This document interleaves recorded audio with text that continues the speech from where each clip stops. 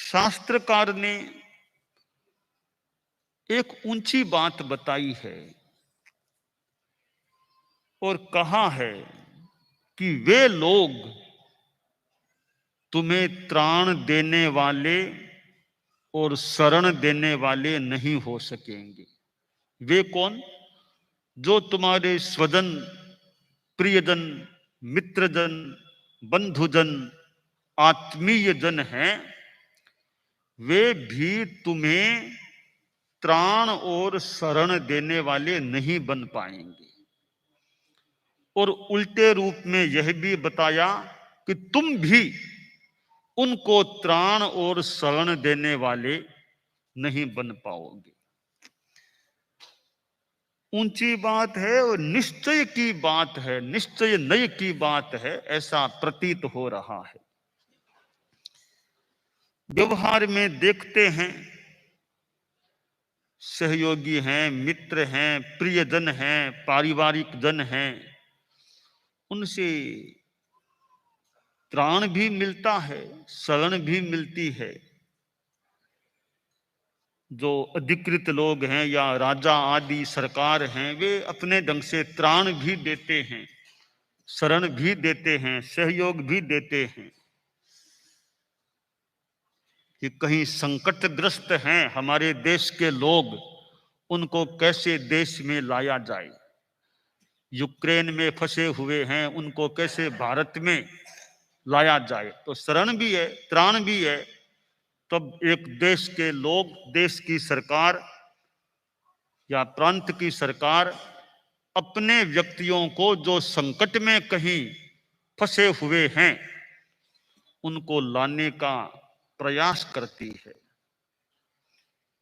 आपदा विपदा में कोई ग्रस्त हैं, संकटग्रस्त हैं, उनका सहयोग करने के लिए कितनी संस्थाएं, कितने लोग प्रयास भी करते हैं। कोरोना काल में कितनी संस्थाओं ने, कितने लोगों ने दूसरों को सहयोग देने का प्रयास किया होगा। इसका मतलब है त्राण और शरण देने वाले मिलते भी हैं। शरणार्थी लोगों को रखा जाता है तो शरण है तभी रखा जा सकता है। तो फिर प्रश्न है कि शास्त्रकार ने तो कहा है कि वे तुम्हें त्राण शरण नहीं दे पाएंगे, तुम भी उनको त्राण शरण नहीं दे पाओगे। तो त्राण मिलता तो है, शरण मिलती तो है, दोनों बातों में संगति कैसे हो? नय के द्वारा संगति बिठाई जा सकती है। जैन दर्शन में अनेकांत की बात आती है, सापेक्ष बात होती है। यह बात इस दृष्टिकोण से सही है और वह बात उस दृष्टिकोण से सही है, ऐसा हो सकता है। व्यवहार नय की दृष्टि से देखें तो त्राण मिलता भी है, शरण मिलती भी है। जैसे मैंने कुछ उदाहरण दिए, यूक्रेन में फंसे हुए लोगों को भारत लाने का प्रयास, कोरोना काल में सहायता का प्रयास, और भी आपत्ति विपत्ति में सहयोग देने का प्रयास। ये त्राण शरण देने की स्थितियां भी बनती हैं, मिलती हैं। तो व्यवहार नय में यह बात भी ठीक है कि त्राण मिलता है, शरण मिलती है या मिल सकती है। शास्त्रकार की बात निश्चय नय की दृष्टि से बिल्कुल ठीक प्रतीत होती है। कैसे? एक आदमी भयंकर बीमार हो गया है, असाध्य बीमारी से ग्रस्त है, उसके आसपास बहुत उसके मित्र प्रियजन हैं, परंतु डॉक्टर भी खड़े हैं, बढ़िया हॉस्पिटल है, फिर भी अभी अब इस बीमारी का इलाज तो नहीं हो सकता, यह हमारी अत्राणता है। इतना आदमी के पास पैसा है, इतने प्रियजन आसपास हैं, डॉक्टरों की टीम तैयार है, हॉस्पिटल तैयार है, उतनी दवाइयां भी तैयार है, ऑपरेशन की व्यवस्था तैयार है।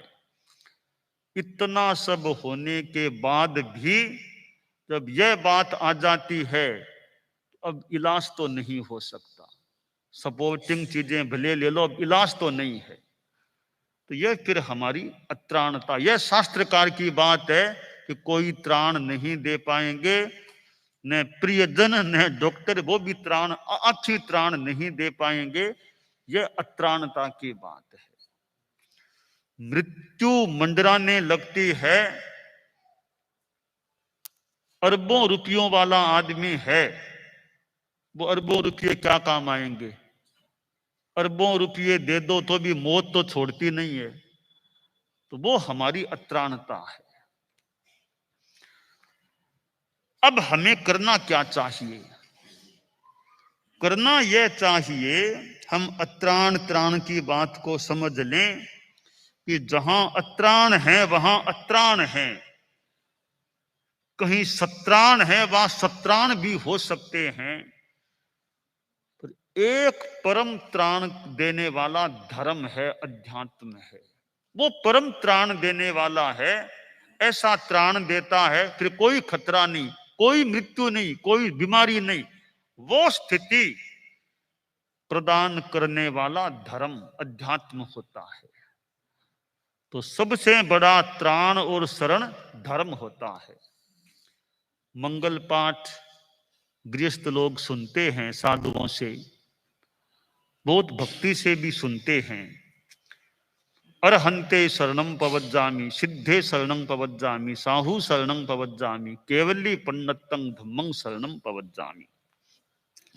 अरहतों की शरण में जाता हूं, मैं सिद्धों की शरण में जाता हूं, मैं साधुओं की शरण में जाता हूं, मैं केवली प्रज्ञप्त धर्म की शरण में जाता हूं। ऐसा लगता है सबसे बड़ी शरण धर्म है। अरहत हैं तो वे भी धर्म के द्वारा ही अरहत बने हैं। सिद्ध हैं वे धर्म के द्वारा ही सिद्ध बने हैं। साधु धर्म के साधक हैं। तो इन तीनों में भी धर्म जुड़ा हुआ है।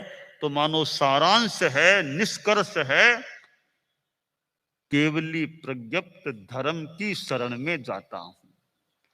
तो यह शरण हम ले लेते हैं तो पूर्ण त्राण मिल सकता है। मोक्ष धाम मिल गया तो कोई खतरा नहीं, कोई अत्राणता नहीं, न कोई मारने वाला, न कोई बीमारी आने वाली।